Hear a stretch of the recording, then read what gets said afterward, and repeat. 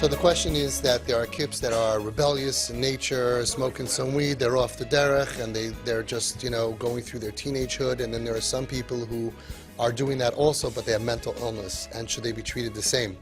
Same prescription for everybody. What about mental illness? Short question, long answer. I'm going to try to be makatzer and still come across with a proper response. First of all, we have a tremendous, long list of parents who testified and will continue to testify that their children were diagnosed with mental illness, everything up to schizophrenia. And means, when I say that, I mean ADD, ADHD, ODD, BPD, bipolar included, which is the schwer, but not schizophrenia, which I'm going to put that as a suffix. But until then, all kinds of stuff, who have testified consistently that approximately 2 to 3 years after doing TP properly, effectively, that it turns out that the psychiatrist consistently said, we don't know what happened, but it's gone. We had a girl here who was diagnosed, a wealthy family, diagnosed by 4 top psychiatrists. I can give you their names. Bipolar, bipolar, bipolar, bipolar. And they say bipolar is not something, it's a fact. It's like a broken arm. It's a fact. It's physical, right? And you can meet the mom. I'll give you her phone number. She was at the Shabbaton, and after 2.5 years, we don't know what happened. All the symptoms are gone. No medication. It's now 2 years or 3 years after that story. She's fine. There is no medication for anything. Where did it go? So my first answer to you is that children who are raped and molested and traumatized as children could appear to behave in a way that looks like mental illness. And we've spoken about that today, about the ADD and the ADHD kids, who they're going to look like something. And if it's severe trauma that's inside of them, and then they weren't understood, and then the whole world turned on them and thought that they're bad, lazy, or stupid, and they were misunderstood and mistreated, it can break your brain that it really looks like bipolar. And we had that beautiful, amazing article from Dr. Reggie Melrose that we learned today, that it's not bipolar, it's trauma, because they're going to look like different things. So the first answer is, I don't know what percentage of kids that look like they have mental illness really have mental illness. Many to most of our kids don't have mental illness. And I'm talking about large numbers. And I've said this publicly, and I've gotten tremendous flack from psychiatrists and the psychology world. Don't say that. You sound like a nutcase. And I'm saying, I'm not saying anything. I'm giving you feedback. FYI, out of 300 plus families, many kids had many diagnoses that are gone with TP. So either the diagnosis was wrong originally, which is what Melrose says, or we healed it the same as I don't know what. I don't know what.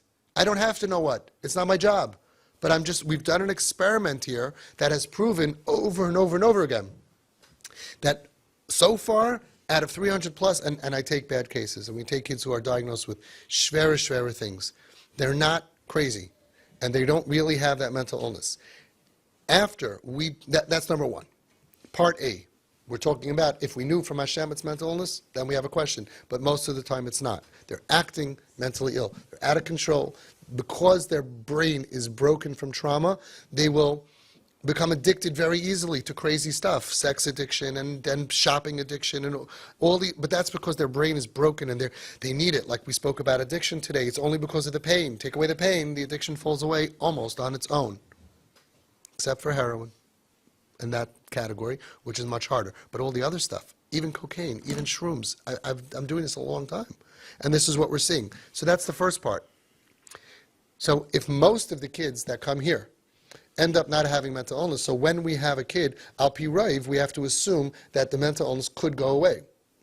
The question, though, is, what about those that have true mental illness? Now, first of all, I get calls all the time from kids and young adults that are diagnosed with mental illness that are on the derech. No, if we helped mental illness from off the derech, so why can't you help my kid as mental illness is on the derech? Well, why is it bad that they're on the derech? And I don't take those cases. Because I'm not saying that there's no such thing as mental illness. I don't know on the derech people. Maybe that's real mental illness because you don't go off the derech. I do know that from the off the derech population, it's almost always trauma and not mental illness. It looks like it, but it's not. I've done my research, I've done my experiment, but I can't go to every psych ward in the world and say, Higi azman gulaschem, everybody come home, we're going to Cancun and Aruba and Puerto Rico and we're just going to buy you stuff. But I'm not sure that it's not true. I'm not sure that we can't empty out most of the psych wards with TP. I don't know. I just can't. I never did it. But I know the off the derech that I was unfortunately forced to help people with. Unfortunately, you forced yourselves on me because I never advertised, and it just happened. And I know that very humbly, just giving advice to deal with the rebellion, not expecting to change. I've never told anybody, don't go to the psychiatrist, don't go to the therapist. I never do that. People think I micromanage. Oh, you don't hold of this, you don't hold of everything. I'm just going to build a relationship with mom and dad, and let's see what happens. And on its own, over and over and over again, the behavior just, they calm down, and then all of a sudden, the crazy behavior stops, and then that's just a fact, number one. Number two, even those with true mental illness also have everything that you guys are all dealing with until the mental illness. They still have emotional illness. They still have trauma and pain and all kinds of other stuff. And all of that needs to be medicated for TP.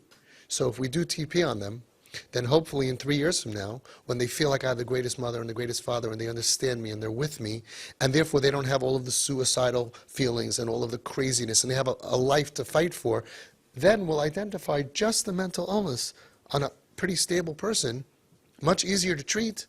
They'll get the right medication just for that without having to deal with all the other medication for treating other stuff that looks like it's there that it's not. So we're basically clearing away the rubble, getting through the smoke and mirrors, giving a support system to the child, so in 5 years from now they can get the right diagnosis and get the right medication.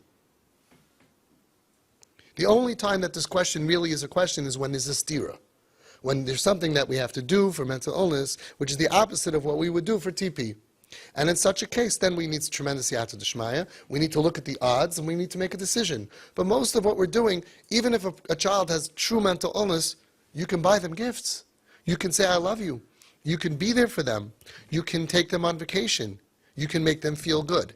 And even people with real mental illness especially deserve to be spoiled in luxury and in love and in fun. They have mental illness in their brain.